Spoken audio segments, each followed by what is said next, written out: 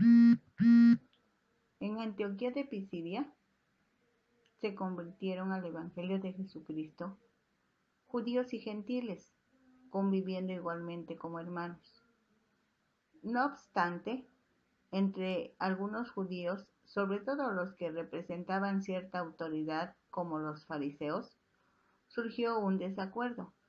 Para ellos no era posible que los que habían sido idólatras de repente fueran llamados hijos de Dios solo por creer en Jesucristo, sin ningún otro requisito, cuando ellos, los judíos, habían obedecido o observado la ley de Moisés, específicamente la circuncisión. En otras palabras, para los judíos resultaba imposible entender y por lo mismo creer en la gracia de Dios, en el amor de Dios, en la misericordia de Dios. Además, sentían que eran el pueblo escogido, privilegiado, único, especial. Por eso se volvieron egoístas, tenían en poco a los otros pueblos. Equivocaron el rumbo, pues efectivamente Dios los buscó para que en primer lugar conocieran a Dios y enseguida lo dieran a conocer a todas las naciones de la tierra, como Dios bueno, misericordioso, eterno, amoroso, sublime. Pero ellos, en su egoísmo, pensaron que Dios les pertenecía y ellos decidirían quién o quiénes más podrían ser pueblo de Dios. Esto es muy triste, pero también es muy educativo para nosotros. ¿Qué es lo que Dios hace con un pueblo así? ¿Qué es lo que Dios espera de su pueblo? Creo que tenemos que hablar con Dios antes de continuar con este asunto. Padre, en el nombre de Jesús te damos gracias. Gracias porque nosotros ahora tenemos tu palabra. En esos tiempos ellos no tenían el Nuevo Testamento, solo tenían las escrituras del Antiguo Testamento. Pero nosotros hoy tenemos toda la revelación a través de la palabra. Y nos das permiso de que nosotros podamos revisarla y estudiarla, analizarla, pedirle al Espíritu Santo que nos guíe. Tenemos ahora todo para que podamos entenderte y obedecerte. Ayúdanos, Dios. Ayúdanos, Señor, a toda tu iglesia amada, porque tú nos amas a todos por igual. Y igual amas a los pueblos que no te conocen. Y a nosotros nos has puesto ahora para que anunciemos las virtudes de aquel que nos sacó de las tinieblas y nos trajo a tu luz admirable. Dios eterno, usa, Señor, usa la palabra, usa, Señor, todos los medios, porque todos tus recursos, Señor, los ocupas para que la gente pueda saber de tu amor. Eso es todo lo que te interesa, que los humanos podamos disfrutar de lo que tú tienes para nosotros.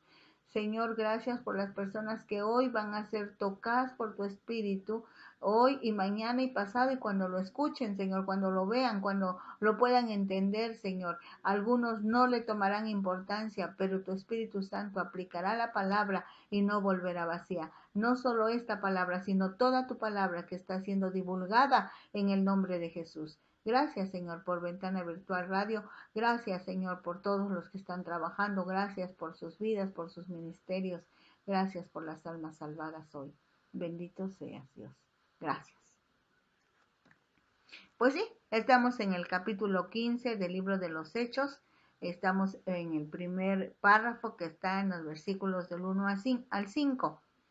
Leamos la escritura. Dice, entonces, algunos que venían de Judea enseñaban a los hermanos, si no os circuncidáis conforme al rito de Moisés, no podéis ser salvos. Los judíos que habían aceptado a Jesucristo como su Salvador y Señor, por eso los llamamos judíos cristianos o cristianos judíos, pensaban que los gentiles podían ser salvos solo si obedecían la ley de Moisés y las tradiciones de los judíos, como sus ritos y costumbres, cuya comprobación sería que los gentiles cristianos aceptaran ser circuncidados. Según Pablo, Bernabé y los otros apóstoles, la ley de Moisés era muy importante para los judíos, no así para los otros pueblos, porque la ley no puede salvar. Solo por gracia, a través de la fe en Jesucristo, puede una persona ser salva. El versículo 2 dice, como Pablo y Bernabé tuviesen una discusión y contienda no pequeña con ellos, se dispuso que subiesen Pablo y Bernabé a Jerusalén y algunos otros de ellos a los apóstoles y a los ancianos para tratar esta cuestión, este asunto, esta diferencia.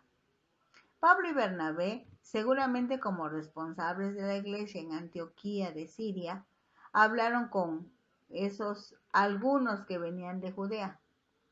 Y dice el pasaje que tuvieron discusión y contienda. Cuando revisamos estas palabras, se refiere en primer lugar a una búsqueda. Después también puede ser razonamiento, debate, disputa, discusión, contienda, o sea, va en aumento el asunto. A tal grado que sin llegar a ningún acuerdo, se tomó la sabia decisión de ir a Jerusalén, que era la iglesia matriz, la iglesia madre, donde estaban los otros apóstoles con el propósito de tratar esta situación. Ellos, pues, habiendo sido encaminados por la iglesia, pasaron por Fenicia y Samaria, contando la conversión de los gentiles, y causaban gran gozo a todos los hermanos. La comisión que salió de Antioquía aprovecharon la oportunidad para saludar a los hermanos, a la iglesia que estaba en Fenicia y Samaria, testificando cómo Dios estaba salvando almas de entre los gentiles. Y la respuesta de la iglesia en estos lugares fue de gozo y alegría, al saber que Dios estaba cumpliendo su promesa. Dice el versículo 4, y llegados a Jerusalén, fueron recibidos por la iglesia y los apóstoles y los ancianos, y refirieron todas las cosas que Dios había hecho con ellos. La iglesia de Jerusalén, incluidos los apóstoles y los ancianos, la palabra que se tradujo como ancianos del griego, se debe entender referida a la naturaleza de su actividad, pues los ancianos son los que estaban dedicados al cuidado de la iglesia, considerando su madurez y experiencia espiritual. Llama la atención que sea en plural. Eso quiere decir, se necesitaban más de uno para cuidar a la iglesia, para cuidar de la iglesia. Entonces, a la iglesia, a los apóstoles y a los ancianos, Pablo y Bernabé les refirieron, les dijeron, les explicaron todas las cosas que Dios había hecho con ellos. Recordemos que muchos gentiles se habían convertido en discípulos durante el viaje misionero que habían realizado. Dice el versículo 5, pero algunos de la secta de los fariseos que habían creído se levantaron diciendo, es necesario circuncidarlos y mandarles que guarden la ley de Moisés. Algunos, no todos. Esos algunos formaban parte de la secta de los fariseos, porque la iglesia aún no se había separado del judaísmo, sobre todo la iglesia de Jerusalén, solo que dentro del judaísmo estaba el grupo o la secta de los fariseos. Es necesario que expliquemos algo sobre los fariseos, aunque ya en otro momento lo hemos aclarado, pero es bueno que en este preciso instante podamos aclarar. Nacieron como un grupo piadoso de hombres a quienes les importaba mucho que se obedeciera la ley de Moisés. Originalmente actuaban bajo la dirección de los escribas, puesto que ellos, por ser los que transcribían los rollos que contenían la ley, sabían lo que la ley decía. Los fariseos eran el grupo estrictamente legal entre los judíos. llegando a ser el partido o el grupo más popular e influyente. Sobre todo para ellos, el cumplimiento de la ley era a veces hasta más importante que ni Dios mismo. Y cuando ellos dejaron de lado a Dios, su actitud se tornó meramente externa, formal y mecánica. Ellos estaban acostumbrados a verificar que la ley se cumpliera. Muchas veces ellos no la cumplían, pero exigían que se cumpliera. Así que la circuncisión era como el sello, la marca, la prueba, la comprobación de que tal o cual persona era o formaba parte del pueblo de Dios. Ponían el énfasis no en la rectitud de la acción, sino en su corrección formal. Como consecuencia, fue inevitable su oposición a Cristo. Cuando Jesús sanaba en sábado, los fariseos lo acusaban de que estaba violando la ley. Solo que Jesús un día les dijo: yo soy mayor que el sábado. Además, yo estoy haciendo bien sanando a los enfermos. Y eso es hablar bien de Dios, es alabar el nombre de Dios. Y el sábado es para eso, para alabar el nombre de Dios. Lo anterior explica por qué, aunque habían creído, porque el versículo lo dice, ellos habían creído, pero no alcanzaron a distinguir. Fíjense, es interesante, sí habían creído, pero no alcanzaron a distinguir que la revelación de Dios hacia la humanidad estaba en otro momento, que la gracia de Dios, el regalo de Dios, había llegado desde el cielo hasta la tierra. Y si bien la ley había sido su guía de conducta para el pueblo de Dios, como dice el Evangelio de Juan, la ley por Moisés fue dada, pero la gracia, el regalo de Dios y la verdad vinieron por medio de Jesucristo. Juan 1:17. Desde Juan 1:16 dice: porque de su plenitud tomamos todos, está hablando de Jesús, y gracia sobre gracia. Esto de gracia sobre gracia es muy interesante. Yo quiero explicarlo así. Dios en Sinaí le dio a Moisés la ley. Ese fue un regalo, un destello de gracia, porque su objetivo era dirigir la conducta del pueblo de Dios.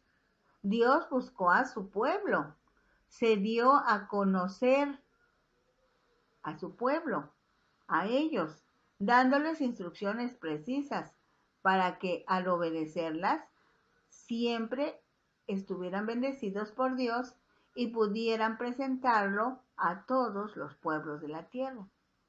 Es la parte del versículo que dice sobre gracia, la primera manifestación de la gracia. Pasó el tiempo y según el reloj de Dios, según el tiempo Kairos, Dios envió a su propio Hijo como el máximo regalo, gracia, como el máximo regalo de Dios a la humanidad, para que buscara y salvara a todos los seres humanos. Esa es la parte del versículo que dice, y gracia. Así que Jesús vino a la tierra como regalo de Dios, y gracia, sobre la gracia, el regalo que ya había entregado Dios antes, la ley de el otro regalo fue la ley de Moisés. Por eso dice la Biblia que Jesús cumplió la ley. De hecho, fue el único que pudo cumplir la ley. Nadie ha podido, ni puede, ni podrá cumplir la ley. Solo Jesucristo la cumplió. Por eso, si recibimos a Jesucristo como nuestro Salvador y Señor, la ley está cumplida por Él y nosotros solo disfrutamos de su amor, de su perdón, de su cuidado, porque de su plenitud tomamos todos y gracia sobre gracia. Ahora, en los versículos 6 al 11, perdón, dice, y se reunieron los apóstoles y los ancianos para conocer de este asunto. En este tiempo la iglesia había aprendido a depender de los hermanos a quienes ellos reconocían como autoridad. Realmente la iglesia de Jerusalén había enviado a Bernabé para que apoyara a la iglesia de Antioquía. Al llegar Bernabé a Antioquía, se regocijó al ver que muchos gentiles habían creído en Jesús como su Señor y Salvador, pero también entendió que necesitaba ayuda, así que fue a Tarso y trajo consigo a Saulo para que juntos apoyaran a la iglesia naciente. Cuando llegaron de Jerusalén, algunos con ideas diferentes, y después de discutir el asunto, la iglesia de Antioquía recurrió a su autoridad para buscar la solución a ese desacuerdo. Dice el versículo 7, y después de mucha discusión, Pedro se levantó y les dijo: varones hermanos, vosotros sabéis cómo hace algún tiempo que Dios escogió que los gentiles oyesen por mi boca la palabra del Evangelio y creyesen. Hubo una grande contienda sobre el tema y Pedro se dirigió a los apóstoles y los ancianos, recordándoles su experiencia con Cornelio, cómo el mismo apóstol Pedro tuvo que recibir del Espíritu Santo la revelación por medio de la visión del lienzo que descendió del cielo con animales inmundos según la ley, pero que para Dios no eran inmundos porque Dios mismo ya los había limpiado. Y fue por esa revelación que Pedro aceptó ir a la casa de Cornelio, un gentil. Con esto nos queda muy claro qué difícil fue para los judíos aceptar a los gentiles. Aún Pedro había estado con Jesús, Pedro había visto cómo Jesús amaba a los gentiles y cómo los atendía, pero para él todavía ese modelo de lo inmundo y lo limpio estaba bien vigente. Dios tuvo que hablarle de otra manera para que pudiera entenderlo. Dice el versículo 8, y Dios, que conoce los corazones, les dio testimonio, dándoles el Espíritu Santo lo mismo que a nosotros. Y ninguna diferencia hizo entre nosotros y ellos, purificando por la fe sus corazones. Esa primera experiencia del bautismo del Espíritu Santo entre los gentiles era la prueba de que Dios es incluyente, no hace acepción de personas, sino que todo el que lo busca lo halla y recibe de su gracia, de su favor. La vivencia de Cornelio y los suyos fue para que los demás discípulos no tuvieran duda de que Dios los consideraba iguales. No hizo ninguna diferencia entre nosotros y ellos, y les dio el Espíritu Santo de la misma manera, decía Pedro con mucha claridad.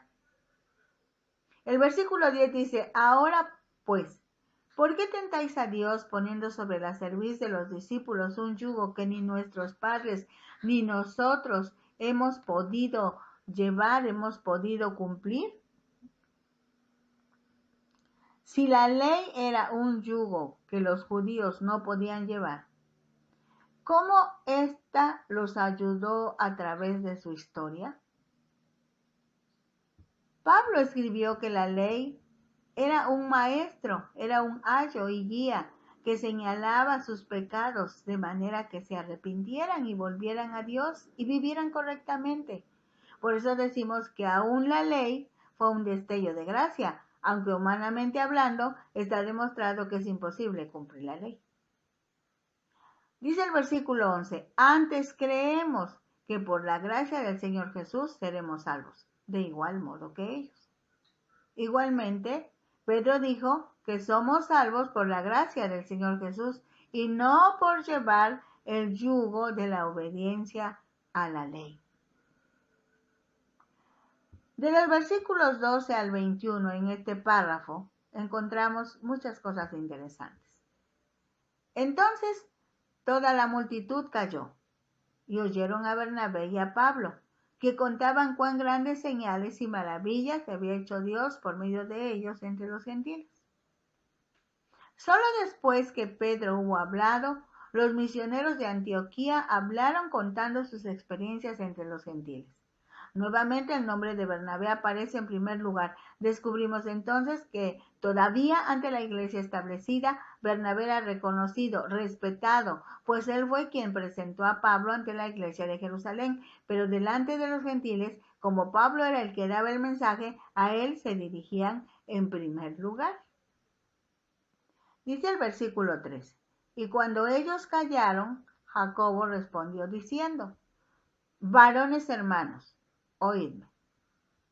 Por este versículo afirmamos que Jacobo o Santiago, el hermano de Jesús, llegó a ser autoridad espiritual en la iglesia en sus comienzos y precisamente ejerce esa autoridad después de que en el versículo 7 dice que había habido mucha discusión. El Señor usó, el Espíritu Santo usó a este hombre. No fue a Pedro, no fue a Pablo, fue a Jacobo o Santiago. Versículo 14. Dice, Simón ha contado cómo Dios visitó por primera vez a los gentiles para tomar de ellos pueblo para su nombre. Versículo 15.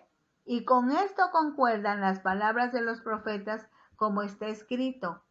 Después de esto, volveré y reedificaré el tabernáculo de David que está caído, y repararé sus ruinas, y lo volveré a levantar, para que el resto de los hombres busque al Señor, y todos los gentiles sobre los cuales es invocado mi nombre. Dice el Señor que hace conocer todo esto desde tiempos antiguos. Esta profecía está en el libro del profeta Amós. Amós escribió aproximadamente 800 años antes de Cristo. El que no se esperaba, no se consideraba profeta. Él, Amós, no se consideraba profeta. Dice que era de los pastores, cuidador de las ovejas de Tecoa. Tecoa es un lugar. Él mismo decía que era boyero. La palabra boyero tiene el significado del que cuida a los bueyes. Como termina en ero, por esa terminación se define que es una ocupación o una profesión, a eso se dedicaba, cuidaba ovejas, cuidaba bueyes, de latín bovis, toro, castrado, vaca, toro. Amós no estudió en las escuelas de los profetas, pero fue llamado por Dios a profetizar en Israel. Eso está en Amós 7:15. Durante los reinados de Usías de Judá y Jeroboam II de Israel. Fue a Betel a reprenderla por sus pecados, pero Amasías, el sumo sacerdote, lo obligó a volver a Judá. Fue contemporáneo de Isaías y Oseas. Fue el primero de los profetas menores. Esas son las palabras que usa Santiago. O sea, Santiago aplica este versículo de Amós al tiempo en que se está dando la discusión en cuanto a que si los gentiles que se conviertan al cristianismo deben o no obedecer la ley de Moisés. Como cumplimiento de la restauración del tabernáculo de David y la bendición para todos los gentiles, toda la humanidad se abrió, para toda la humanidad se abrió el velo, se amplió la revelación, es para todas las naciones, dice Jehová de los ejércitos.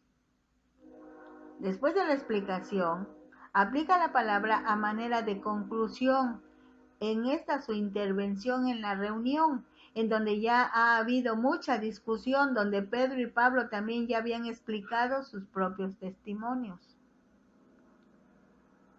Dice el versículo 19, por lo cual yo juzgo que no se inquiete a los gentiles que se convierten a Dios. Es por gracia que somos salvos, por la fe. Y esto, la fe, no es que nosotros tengamos tanta fe. Esto es don, es regalo de Dios. Sigue diciendo el versículo, no por obras, no es que hayamos realizado alguna obra meritoria, para que nadie se gloríe, para que nadie pueda argumentar que no necesitó de Dios para ser salvos de la condenación eterna. Dice el versículo 20, sino que se les escriba que se aparten de las contaminaciones de los ídolos, de fornicación, de ahogado y de sangre. El resultado de juzgar es juicio. Por eso dice, yo juzgo. No, fíjense, marcamos bien. ¿Qué es lo que juzga? ¿Qué es lo que dice Santiago? No se inquiete a los gentiles. Santiago estaba ocupándose de los gentiles, no solo se preocupaba. Para ese momento ya existía el papiro y la tinta, entonces les dice, se les envíe la resolución por escrito. Hoy decimos papelito habla, que quede por escrito. Lo que sí deben observar, cuidar, obedecer, es apartarse, separarse, no unirse, no participar, no involucrarse con, uno, las contaminaciones de los ídolos. Entre ellas, no deben comer carne de animales que hayan sido sacrificados en honor de los ídolos, menos adorar ídolos, ni hacerse ídolos, nada que ver con los ídolos, con la idolatría. 2.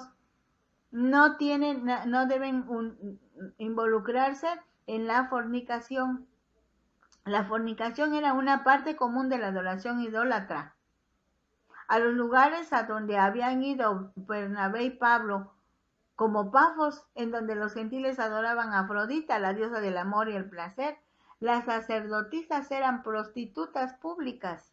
Por eso decimos que la fornicación, para nosotros hoy, las relaciones sexuales ilícitas o fuera del matrimonio, era una práctica común de la adoración idólatra.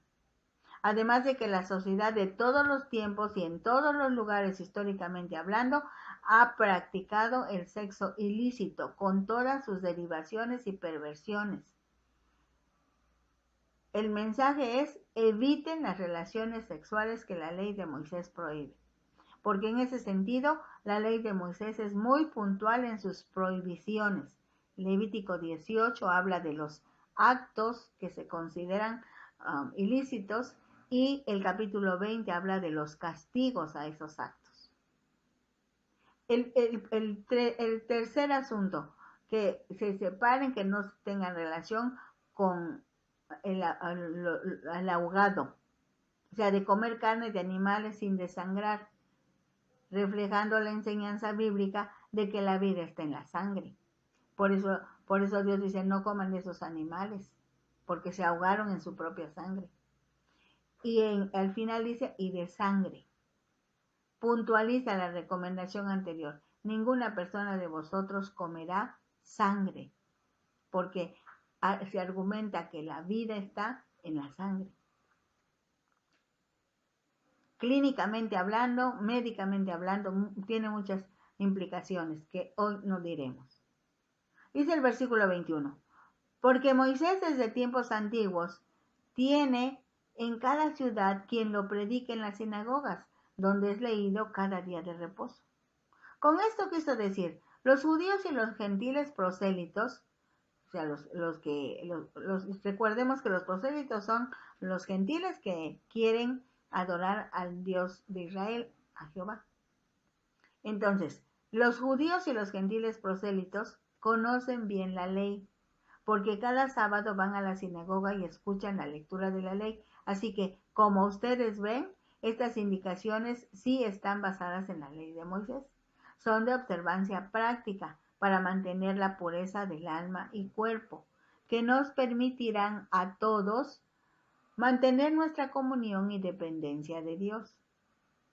Para los lectores de hoy, no es solo por qué se incluyen algunas cosas, sino también por qué se omiten algunos importantes asuntos éticos de buena moral, porque seguramente se esperaba que los creyentes gentiles, por ejemplo, se les hiciera hincapié en no robarán y otros asuntos que son exclusivos de los gentiles, pero lo que se percibe como típico comportamiento gentil explica el contenido de la lista.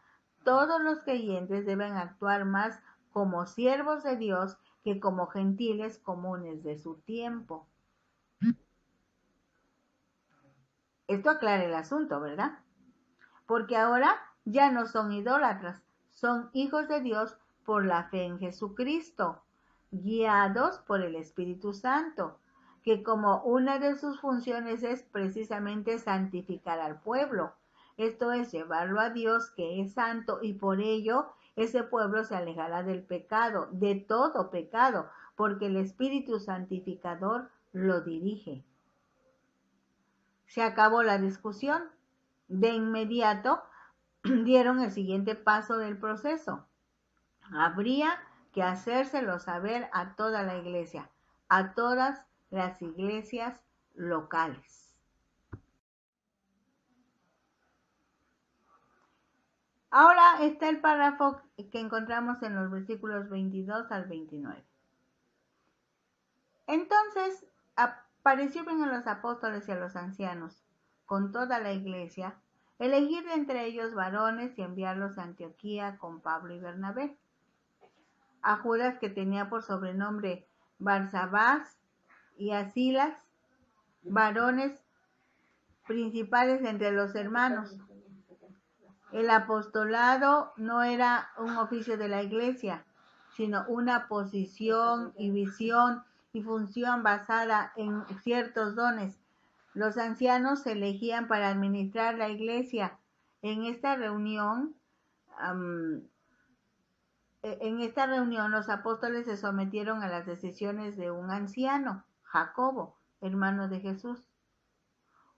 Judas, cuyo nombre era Barsabás, que con Silas fue enviado a Antioquía con la decisión a la que había llegado la iglesia de Jerusalén con respecto a la controversia acerca de si circuncidar o no a los convertidos de entre los gentiles. Judas y Silas son llamados principales entre los hermanos y profetas que exhortaron a los hermanos y los confirmaron. Silas es la forma griega del arameo Shila, Saúl. Se cree que este hermano tomó, al igual que Pablo, un sobrenombre romano, Silvano, que se asemejaba fonéticamente a su nombre de origen semítico. Miembro distinguido de la iglesia en Jerusalén, fue encargado de transmitir a los cristianos de Antioquía las decisiones tomadas en el Concilio de Jerusalén. Pablo y Bernabé, apóstoles de la iglesia de Antioquía, regresarían y junto con ellos los apóstoles, los ancianos y toda la iglesia estuvieron de acuerdo que fueran con ellos Judas, también llamado Barsabás, y Silas. El versículo 23 dice, y escribir por conducto de ellos. Los apóstoles y los ancianos y los hermanos, a los hermanos de entre los gentiles que están en Antioquía, en Siria y en Cilicia, salud. Enviaron la carta a los apóstoles y los ancianos y los hermanos, o sea, todos, pero tienen cuidado de precisar. Enseguida dice a quienes le envían la carta, a los hermanos de entre los gentiles, porque la propuesta había sido que los gentiles que se convirtieran debían circuncidarse y observar la ley de Moisés. Para ese momento se había evangelizado la región de Siria y Cilicia. Pisidia en ese tiempo pertenecía a Cilicia. Se precisa Antioquía de Siria, porque en esa ciudad estaba la iglesia, hija de Jerusalén, que había crecido tanto en número y también en comunión con Dios, a la que el Espíritu Santo había dado instrucciones para que enviaran a Bernabé y a Saulo como misioneros a la región de Panfilia y Cilicia, pasando por Chipre, regiones de Asia Menor, todas esas. Dice el versículo 24. Por cuanto hemos oído que algunos que han salido de nosotros, a los cuales no dimos orden, os han inquietado con palabras, perturbando vuestras almas, mandando circuncidaros y guardar la ley. Ya en el desarrollo de la carta explican que las personas que se dieron a la tarea de hacer un viaje para esos lugares, hasta esos lugares, para inquietar a los gentiles que se habían convertido, Sí habían salido de la iglesia de Jerusalén, pero no los había enviado la iglesia de Jerusalén, mucho menos Santiago. Situaciones parecidas se presentan hasta el día de hoy. En un momento determinado, a alguien del grupo se le ocurre alguna idea brillante de hacer o dejar de hacer, empieza a divulgarlo como si fuera la decisión o la instrucción de todo el grupo, y la realidad es que nadie le dijo que hiciera o dejara de hacer. Tengamos cuidado, y siempre que se nos presente una idea, un proyecto, un trabajo, debemos hacérselo saber a quien esté en autoridad entre nosotros. De lo contrario, podremos ocasionar problemas innecesarios a nuestros hermanos. Ahora bien, esa instrucción de que se circuncidaran los gentiles y que guardaran u observaran la ley parece una instrucción buena y hasta inocente, pero realmente era una perturbación.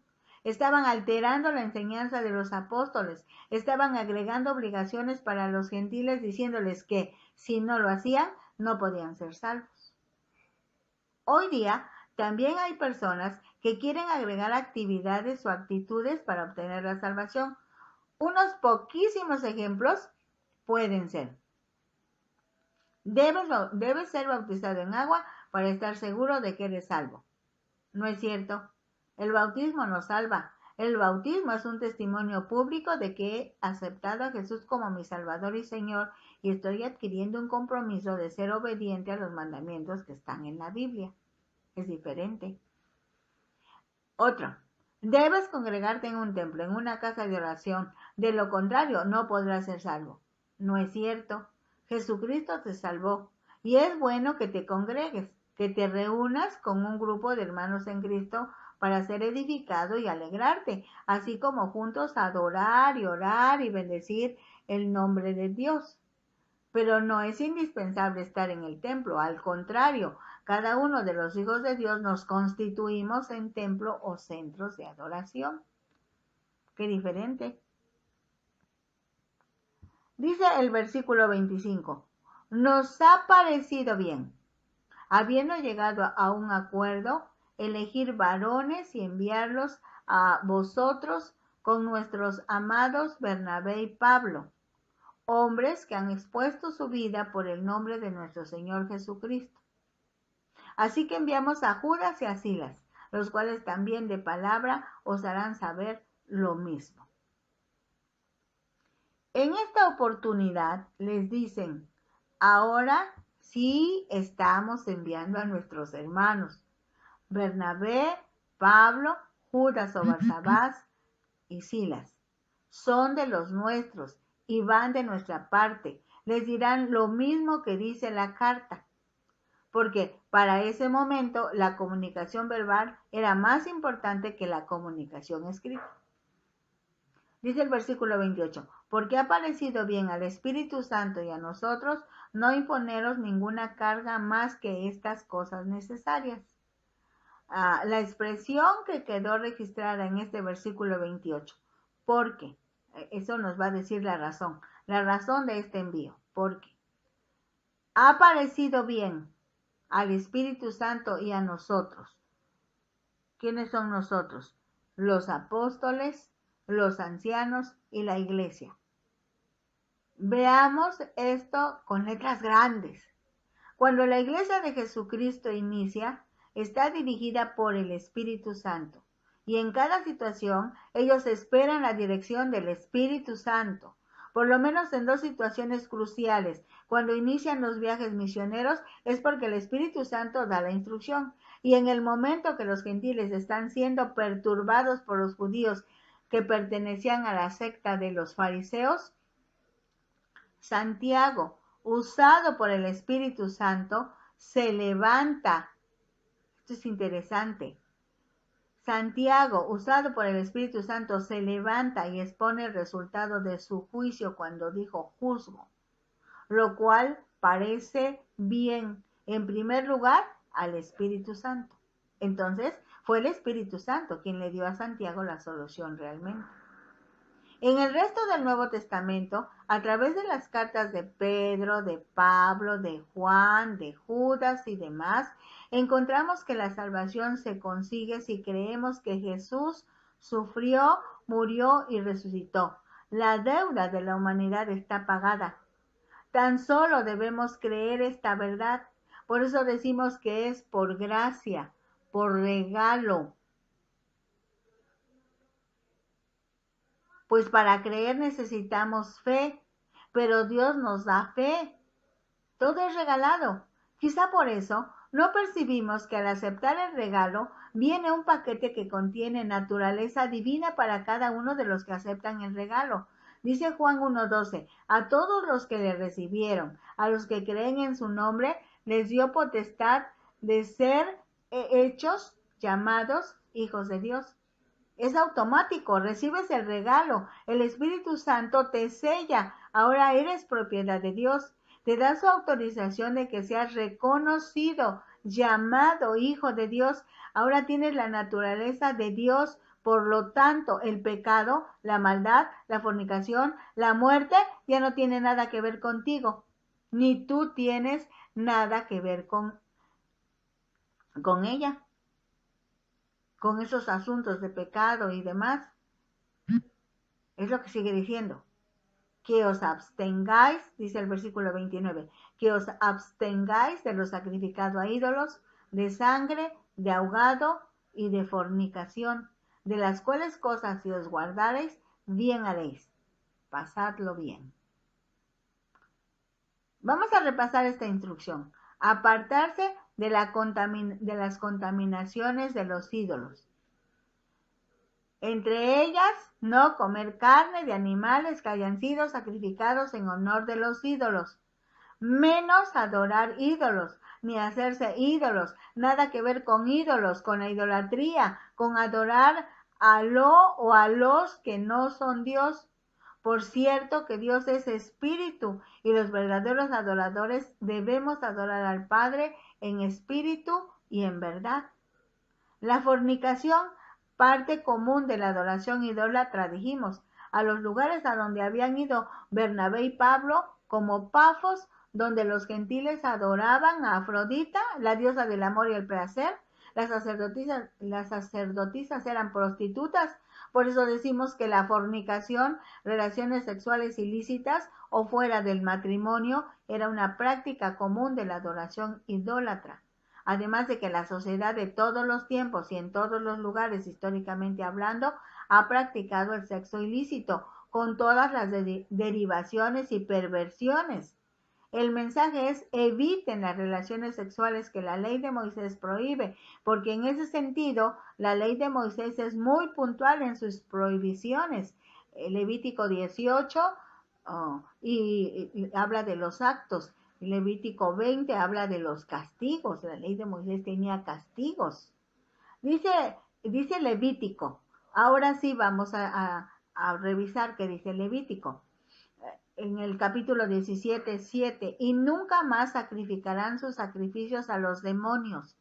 Pablo aclara más adelante diciendo que detrás de un ídolo hay un demonio, tras de los cuales han fornicado. Tendrán esto por estatuto perpetuo por sus edades. Y el capítulo 18 de Levítico dice: habló Jehová a Moisés diciendo. Fijémonos qué es lo que habló Jehová a Moisés. Ahí en ese capítulo 18 se están revisando, se están aclarando esas relaciones de las que a las que se refiere la ley de Moisés. Y las vamos a leer con cierto cuidado porque esto es muy importante. Dice: habla a los hijos de Israel y diles: yo soy Jehová vuestro Dios. No haréis como hacen en la tierra de Egipto, en la cual morasteis, ni haréis como hacen en la tierra de Canaán, a la cual yo os conduzco, ni andaréis en sus estatutos. Mis ordenanzas pondréis por obra, y mis estatutos guardaréis andando en ellos, yo, Jehová vuestro Dios. Por tanto, guardaréis mis estatutos y mis ordenanzas, los cuales haciendo el hombre vivirá en ellos, yo Jehová.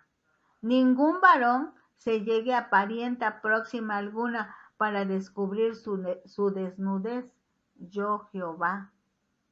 La desnudez de tu padre o la desnudez de tu madre no descubrirás. Tu madre es, no descubrirás su desnudez. La desnudez de la mujer de tu padre no descubrirás, es la desnudez de tu padre, es tu madrastra.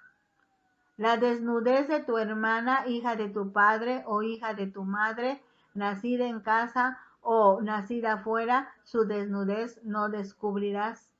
La desnudez de la hija de tu hijo o de la hija de tu hijo, su desnudez no descubrirás, porque es la desnudez tuya, es tu nieta. La desnudez de la hija de la mujer de tu padre, engendrada de tu padre, tu hermana es, su desnudez no descubrirás. La desnudez de la hermana de tu padre no descubrirás, es parienta de tu padre, es tu tía paterna. La desnudez de la hermana de tu madre no descubrirás, porque parienta de tu madre es tu tía materna. La desnudez del hermano de tu padre no descubrirás, es tu tío. No llegarás a su mujer, es mujer del hermano de tu padre, es tu tía política. La desnudez de tu nuera no descubrirás, mujeres de tu hijo, no descubrirás su desnudez. La desnudez de la mujer de tu hermano no descubrirás, es la desnudez de tu hermano, es tu cuñada. La desnudez de la mujer y de su hija no descubrirás. No tomarás la hija de su hijo, ni la hija de su hija, para descubrir su desnudez. Son parientas, es maldad. No tomarás mujer juntamente con su hermana para hacerla su rival, descubriendo su desnudez delante de ella en su vida. Y no llegarás a la mujer para descubrir su desnudez mientras esté en su impureza menstrual. Además, no tendrás acto carnal con la mujer de tu prójimo, contaminándote con ella. Y no des hijo tuyo para ofrecerlo por fuego a Moloc. No contamines así el nombre de tu Dios, yo Jehová.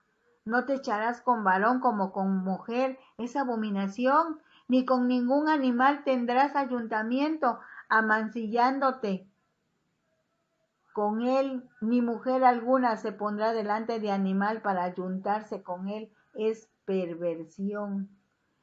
En ninguna de estas cosas os amancillaréis, pues en todas estas cosas se han corrompido las naciones que yo echo de delante de vosotros, y la tierra fue contaminada, y yo visité su maldad sobre ella, y la tierra vomitó sus moradores. Guardad, pues, vosotros mis estatutos y mis ordenanzas, y no hagáis ninguna de estas abominaciones, ni el natural ni el extranjero que mora entre vosotros. Porque todas estas abominaciones hicieron los hombres de aquella tierra que fueron antes de vosotros, y la tierra fue contaminada. No sea que la tierra os vomite por haberla contaminado, como vomitó a la nación que la habitó antes de vosotros. Y también dice de ahogado, de comer carne de animales sin desangrar, reflejando la enseñanza de que la vida está en la sangre. Y por fin, de sangre, puntualiza la recomendación anterior. Levítico 17:12, ninguna persona de vosotros comerá sangre. Parece una lectura muy larga, y lo es, pero es necesario que usted y yo lo sepamos. Dice ahora el párrafo que está en los versículos 30 a 35. Así pues, los que fueron enviados descendieron a Antioquía y reuniendo a la congregación, entregaron la carta. Habiendo leído la cual, se regocijaron por la consolación.